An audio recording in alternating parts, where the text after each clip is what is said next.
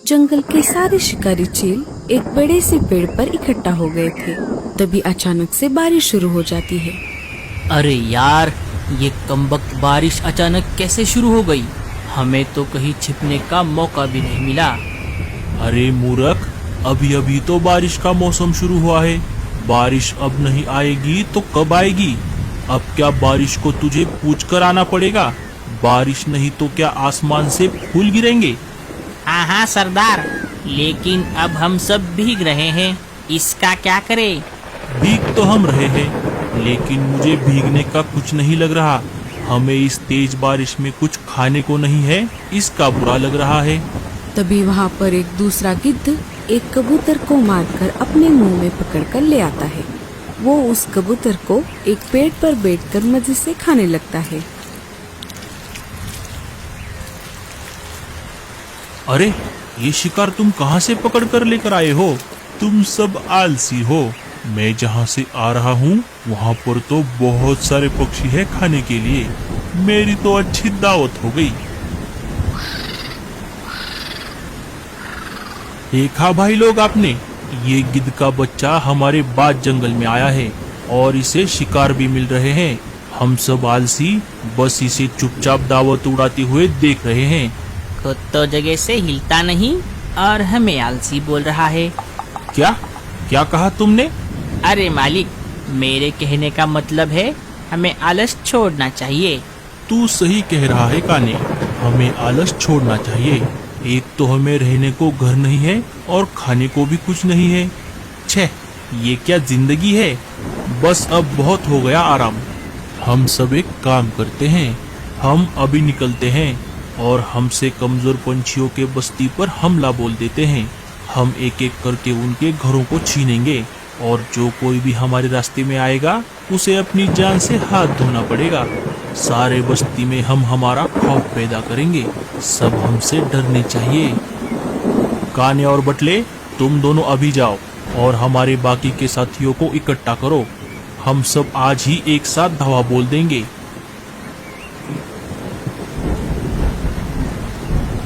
दोनों जाकर उनके साथी शिकारी पंछियों को बुलाकर लेकर आते हैं। अरे साथियों, तुम सब आ गए? चलो, हमें चलना है। पर कहाँ चलना है, पहले ये तो बताओ। अरे चलो तो सही, तुम सब बस मेरे पीछे पीछे आओ।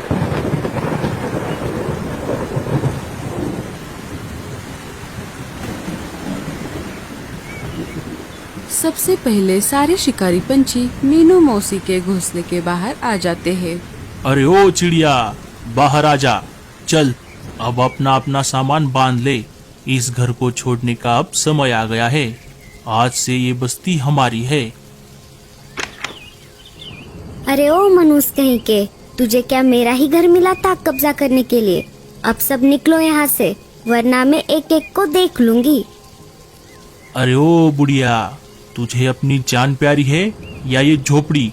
हम सिर्फ तुम्हारे ही नहीं, इस बस्ती के सारे पंछियों का घर एक एक करके हथियाने वाले हैं। जो भी हमें घर देने से इनकार करेगा वो अपनी जान से हाथ धो बैठेगा। अब चुपचाप छोड़ दो ये घर।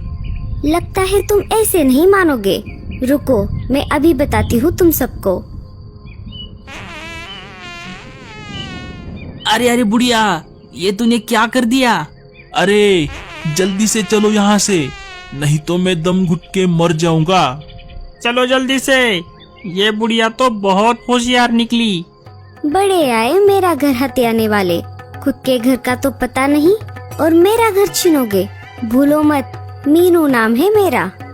सारे शिकारी पंछी मीनू मौसी के घर से दुम दबाकर भाग जाते हैं और रानो चिड़िया के घोंसले के बाहर आ जाते हैं।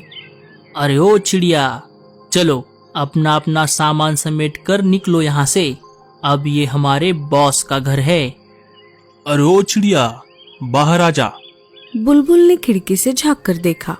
अरे बाप रे, ये तो शिकारी चील है। बुलबुल शिकारी पंछियों को देखकर डरने लगी। उसे बस अपने बच्चों की चिंता हो रही थी। थोड़ी देर सोचने के बाद उसने एक फैसला ले लिया। वो अपने बच्चों के पास आ गई। बच्चों, अब मुझे जाना होगा। मैंने तुम्हें उड़ना सिखाया है। जब तक मैं शिकारी पंछियों का सामना करती हूँ तुम पीछे के दरवाजे से लाडो आंटी के पास चले जाओ। माँ, हम तुम्हें छोड़कर कहीं पर नहीं जाएंगे। नहीं बच्चों, तुम आगे जाओ। मैं शिकारी पंछियों का सामना करके तुम्हारे पीछे पीछे आ जाऊंगी। बच्चे पीछे के दरवाजे से निकलकर लाडो चिड़िया के पास आ जाते हैं। हे ऊपर वाले, मेरे बच्चों का ख्याल रखना। बुलबुल शिकारी पंछियों का सामना नहीं कर पाती और हकला उसे मार देता है। इसे तो मैंने मार दिया। चलो, इसे लेकर मेरे बॉस के पास जाता हूँ। आप ऐसा मत कीजिए, मेरे बच्चे अभी छोटे हैं। मैं उनको लेकर अकेले कहाँ पर जाऊंगी। तभी वहाँ पर हकला आ जाता है। अरे मालिक, ये देखो, मैं आपके लिए एक बढ़िया सा शिकार लेकर आया हूँ। इसका नाम बुलबुल था। ये हमें घर देने से मना कर रही थी, इसीलिए मैंने इसे मार दिया। देखा चिड़िया, अगर तुम भी अपने और अपने बच्चों के जान की सलामती चाहती हो तो चुपचाप ये घर छोड़ दो। जाते जाते एक काम करना, सारे बस्ती वालों को ये बात बता देना कि हम आ गए हैं। ये अब हमारा जंगल है। रानो चिड़िया अपने बच्चों को लेकर घर छोड़ देती है। रानो चिड़िया कालू कौवे के पास आ जाती है। कालू भैया, हमारे बस्ती पर शिकारी चीलों ने हमला कर दिया है। वो एक एक करके सारे पंछियों के घर पर कब्जा कर रहे हैं। बेचारी बुलबुल चिड़िया, उसकी आत्मा को शांति मिले, उसने घर देने से मना कर दिया तो शिकारी चीलों ने उसे मार दिया। हम उनसे नहीं लड़ सकते कालू भैया, हमें ये बस्ती छोड़कर जाना ही होगा। हाँ रानो बहन, मेरे भी कानों तक ये खबर आई है। मैं भी गोरी को लेकर लाडो के पास ही निकल रहा था। चलो, तुम भी चलो हमारे साथ। कालू, गोरी और रानो चिड़िया लाडो चिड़िया के पास आ जाते हैं। कालू सारी बातें लाडो चिड़िया को बता देता है। अरे बाप रे, ये तो बहुत बड़ी मुसीबत आ गई। हम सारे पंछी मिलकर भी उनका सामना नहीं कर सकते। अब हमें दिमाग से काम लेना होगा। हमें ये बस्ती छोड़कर किसी दूसरी जगह पर जाना होगा। सब एक काम करते हैं, घूंगा मौसी के पास चले जाते हैं। घूंगा मौसी समझदार है, वो हमें इस मुसीबत से जरूर बचा लेंगी।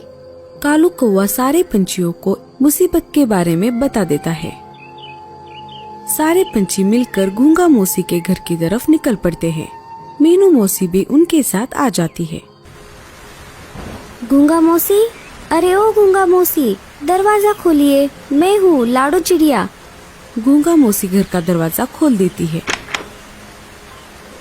अरे आज अचानक तुम सारे पंछी इतनी तेज बारिश में यहाँ पर कैसे? क्या कोई मुसीबत आ गई है? साथियों, तुम अंदर आ जाओ। सारे घूंगा मौसी की तरफ देखने लगे।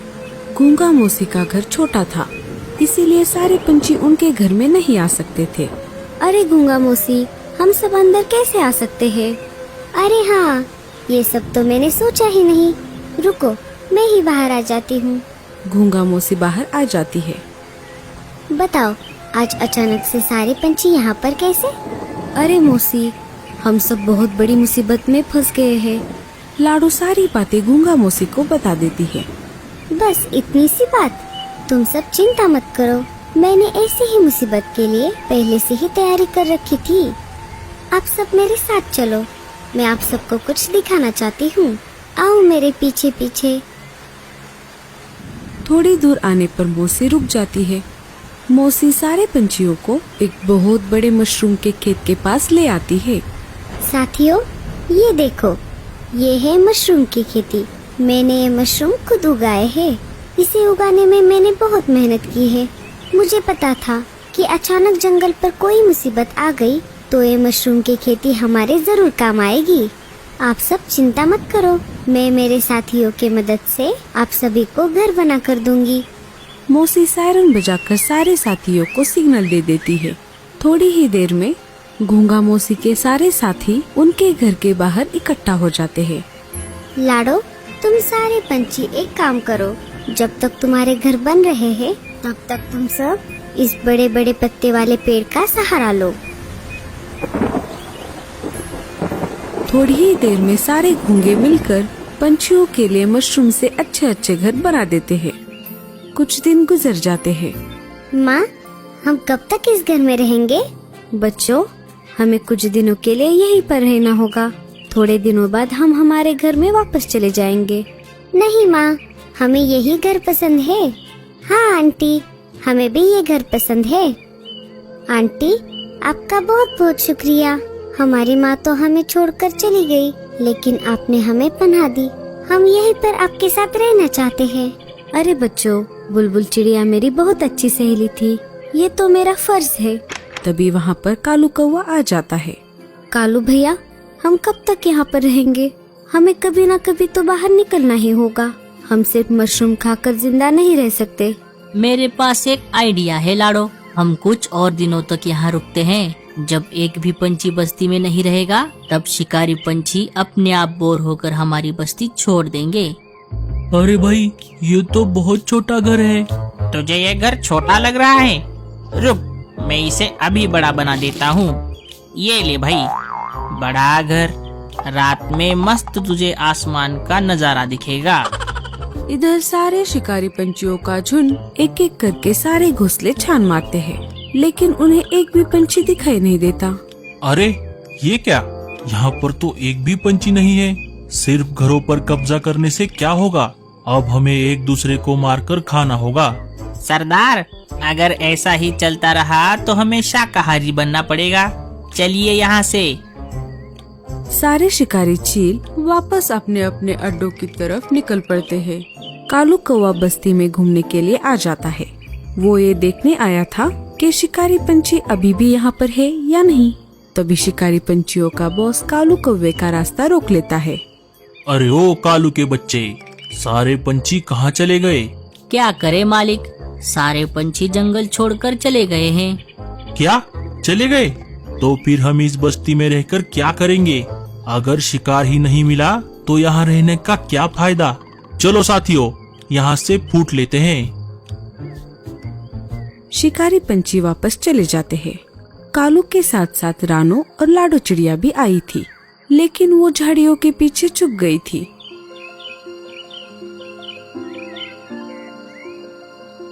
अरे कालू भैया, हमारा प्लान तो काम कर गया। लाडो सारे पंछियों को ये बात बताती है। घूंगा मौसी, आपका बहुत बहुत शुक्रिया। हमेशा की तरह इस बार भी आपने हमारी बहुत मदद की। अरे बस कर पगली, अब रुलाएगी क्या? सारे पंछी वापस अपनी बस्ती में आ जाते हैं।